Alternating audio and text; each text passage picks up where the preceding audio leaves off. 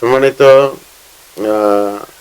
সাংবাদিক ভাই এবং বন্ধুগণ, আপনারা জানেন যে আসলে বলা হয়েছে এটাকে জাতির বিবেক। আর আরেকটা কথা বলা হয়েছে, সেটা হলো দর্পণ। অর্থাৎ দর্পণ মানে তো আয়না। তো আয়নাতে সেগুলোই দেখা যায় যেভাবে আছে। আয়না কখনোই একটু হ্রাস বৃদ্ধি করে দেখায় না। আয়না সত্যকে মিথ্যা বলে না, দেখায় না। মিথ্যাকে সত্য বলেও দেখায় না আয়না।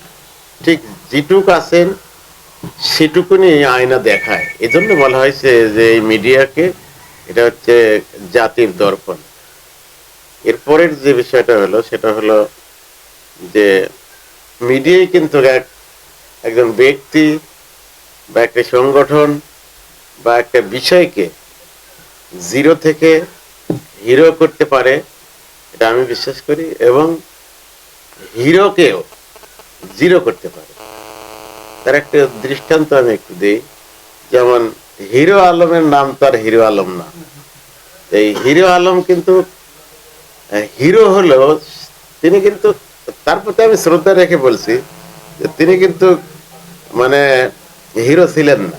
তাহলে হিরোর যে বিপরীত শব্দটা সেটাই হয়তো বা ছিলেন, তো আমি ওটা উচ্চারণ করব না। তো সেই হিসাবে তিনি যে হিরো হয়েছে, এটা আল্লাহ তাআলা করেছেন, এটা ঠিক আছে। কিন্তু তার মিডিয়া হলো এই মিডিয়া। এই জন্য আমরা আপনাদের সাথে একটু মত বিনিময়ের মূল উদ্দেশ্য, আমাদের বিশিষ্ট ব্যবসায়ী এই ভাঙ্গুরা বাজারের ভাই আলহাজ হাফিজউদ্দিন বাহার ভাই বলেছেন আসলে আমাদের উপরে আমরা নিয়ম কানুন বেশি করে মানার চেষ্টা করি এবং আমরা একটু ধৈর্য ধারণ করি। এখন এই ধৈর্য ধারণ করাটাই কি তারা আমাদের দুর্বলতা সম্ভবত মনে করে যে এরা বোধহয় দুর্বল, এটা তো কিছু বলে টলে না, চুপ করেই থাকে। আসলে এই যে বিষয়গুলো একের পর এক আমাদের ভোট কর্মীদেরকে বিভিন্ন ভাবে হয়রানির শিকার হতে হচ্ছে। হুমকি ধুমকি সহ দেখে নেওয়া হবে নির্বাচনের পরে এলাকায় থাকতে পারবে কিনা। এই যে ল্যাঙ্গুয়েজ গুলো যে ব্যবহার করছে, রাফ ল্যাঙ্গুয়েজ বলে আমি মনে করি, রাফ ল্যাঙ্গুয়েজ ব্যবহার করছে, এটা খুবই দুঃখজনক। তো এটা এবং সাথে সাথে আমরা কোন উদ্দেশ্যে আমরা এই সংগঠন আমরা করি, আপনারা যেহেতু জাতির বিবেক, আপনারা দর্পণ, আপনারা জানেন যে আমাদের নেতৃবৃন্দ সবসময় দুর্নীতির বিরুদ্ধে। মানুষের ভুল হতে পারে, কিন্তু দুর্নীতির বিরুদ্ধে আমাদের আমিরে জামাতের ঘোষণা, আমরা নিজেরা দুর্নীতি করব না, অন্যকেও অন্যরা যাতে দুর্নীতি করতে না পারে সেটাও আমরা দেখব। তার কথাটা স্পষ্ট। সুতরাং আমরা এই একটাই উদ্দেশ্য যে সকলকে নিয়ে, বাংলাদেশের আজকে বয়স মোটামুটি 54 বছর। এই 54 বছরে বাংলাদেশটা গড়া হয়নি আমি তা বলবো না, তবে গড়তে গড়তে তলাবিহীন ঝুড়িতে পরিণত করে ফেলছে এই দেশটাকে। এই দেশের টাকা, মানুষের মাথার ঘাম পায়ে ফেলা যে টাকা, কষ্টার্জিত টাকা, সম্পদ, সেটা আজকে সব বিদেশে ওই বেগমপাড়া বলেন বা সুইস ব্যাংক বলেন, যেটাই বলেন, এইগুলোতে সবাই এই কাজগুলো করেছে। যে দল যখনই ক্ষমতায় আসছে তখনই তারা এই কাজগুলো মূলত আসলে করছে। দেশের চেহারা বদলেছে অন্যভাবে, আর বরং নিজেদের চেহারাটা বদলেছে, সেটা হলো তাদের সপক্ষে তাদের অর্থ সম্পদ, বৈভব, তাদের প্রতিপত্তি, তাদের সব হয়েছে। তো বাংলাদেশ জামাত ইসলামী ঠিক তার বিপরীতে মূলত আসলে বাংলাদেশটাকে গড়তে চায়, দুর্নীতি মুক্ত একটি সমাজ গড়তে চায়, ন্যায় এবং ইনসাফ ভিত্তিক একটি দেশ গড়ার জন্য বাংলাদেশ জামাত ইসলামীর মানে নিরলস প্রচেষ্টা চালিয়ে যাচ্ছে দীর্ঘদিন ধরে।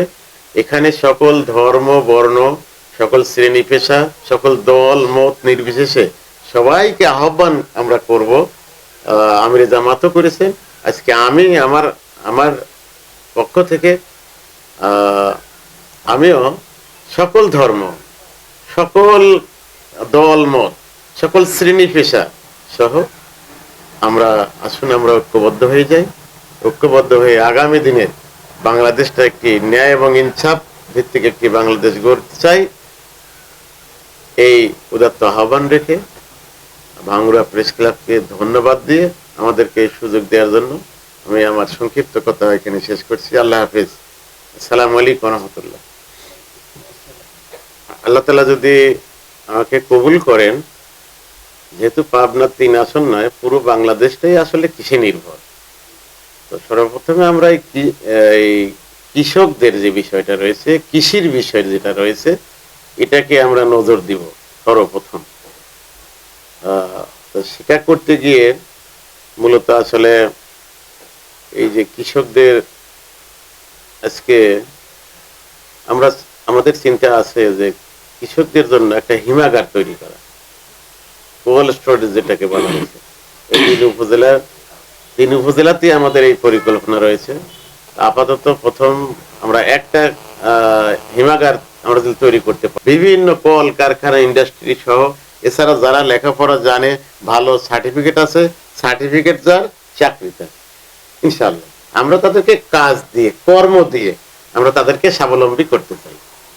এরপরে সদ্য বেকার একটা বিষয় রয়ে গেছে। ধরুন একজনের 4 বিঘা জমি আছে, 4 ভাই ওই 4 বিঘা জমি নিয়েই চলছে, অন্য কোনো কাজ নেই। ঠিক আছে, এখানে একজন ভাই যদি এই 4 বিঘা জমি চাষাবাদ করে, এই একজন ভাই কিন্তু যথেষ্ট। এই যে বাদ বাকি যার 3 ভাই, এই 3 ভাই কিন্তু সদ্য বেকার হয়ে আছে, সদ্য বেকার। এটা আমাদের পরিকল্পনায় আছে যে এই 3 ভাইকে অন্য কোনো কাজে লাগানো যায় কিনা, তাহলে কি হলো, সংসারটা আরো স্বাবলম্বী হলো। এরপরে আমাদের মা বোনরা আছে, আমাদের নারীরা আছে, অর্ধেকের বেশি তো আমাদের নারী ভোটার, তাই না?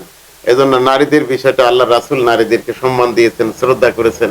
অতএব আমাদের পক্ষ থেকে নারীদের ব্যাপারেও আমাদের সম্মান এবং শ্রদ্ধা থাকবে, কারণ তারা মায়ের জাতি, তাদের পদতলে আমাদের জান্নাত। সেই হিসেবে তারা বর্তমানে যে সকল কাজের সাথে নিয়োজিত, যে সকল পেশায় নিয়োজিত, সকল পেশায় তারা শান্তিপূর্ণভাবে, সম্মানের সাথে, ইজ্জতের সাথে তারা তাদের এই পেশায় তারা নিয়োজিত থাকবেন।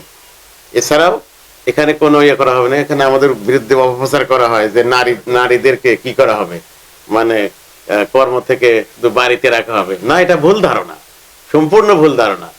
যারা যে দায়িত্বে আছেন, যে অফিসে যে কাজে আছেন, সবাই আরো সম্মানের সাথে, মর্যাদার সাথে তারা এই দায়িত্বগুলো পালন করবেন। সাথে সাথে আমরা আমাদের চিন্তা ভাবনা আছে তাদের আলাদা কোনো কর্মক্ষেত্র তৈরি করার বিষয়টা আমাদের নজরে আছে।